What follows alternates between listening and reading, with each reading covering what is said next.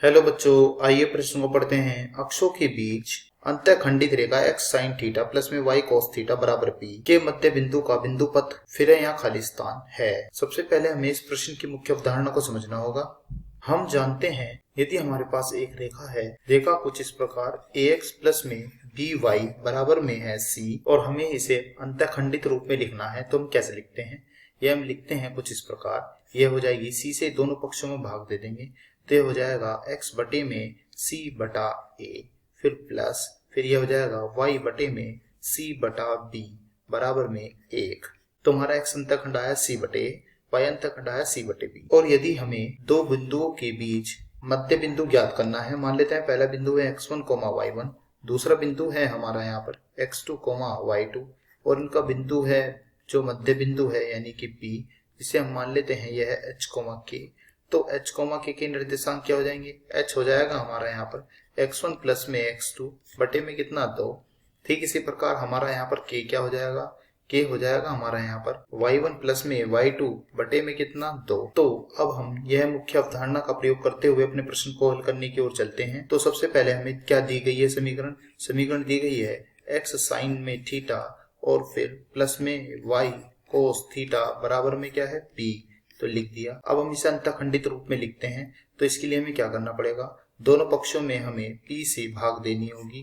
तो हमने दोनों पक्षों में p से भाग दे दी है, तो यह हो जाएगा हमारा x बटे में p और इसके भी बटे में साइन थीटा और फिर क्या, फिर यह प्लस, फिर यह हो जाएगा y बटे में p और इसके भी बटे में फिर यह है कोस थीटा और बराबर में p से p कट जाएगा तो 1। अब हम इसे अक्षों के बीच में प्रदर्शित करते हैं। तो यह था हमारा y अक्ष और यह है हमारा यहाँ पर x अक्ष। तो यह है वह सरल रेखा और यह बिंदु मान लेते हैं, यह बिंदु है हमारा a, जिसके निर्देशांक कितने आएंगे? यह आएगा p साइन थीटा। यह है हमारा यहाँ पर x अक्ष से कटा अंतःखंड की माप जो कि p साइन थीटा है। तो a के निर्देशांक हो गए p साइन थीटा 0 और ठीक इसी प्रकार हमारा y अक्ष से कटा अंतःखंड की माप क्या है?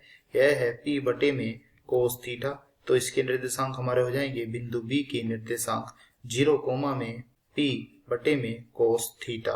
मान लेते हैं यह है इनका मध्य बिंदु यानी कि P, जिसके हमें निर्देशांक मान लिए हैं यह है h, k है और इसके मध्य बिंदु का हमें यहाँ पर क्या ज्ञात करना है? इसके मध्य बिंदु का हमें यहाँ पर बिंदु पथ ज्ञात करना है। तो जैसे कि मैंने बताया था मध्य बिंदु के निर्देशांक का सूत्र क्या होता है, तो लिखते हैं हम इसे यहाँ पर कि h, k बराबर यह हो जाएगा हमारा x1 प्लस में x2 बटे 2 यानी कि 0 प्लस में p साइन थीटा बटे 2।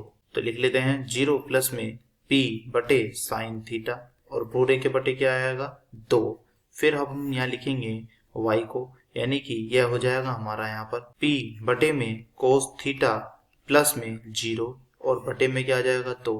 अब हम यहाँ पर तुलना कर देते हैं तो हमारा h कितना हो जाएगा? h हो जाएगा यहाँ पर p बटे 2 साइन थीटा और ठीक इसी प्रकार k क्या हो जाएगा?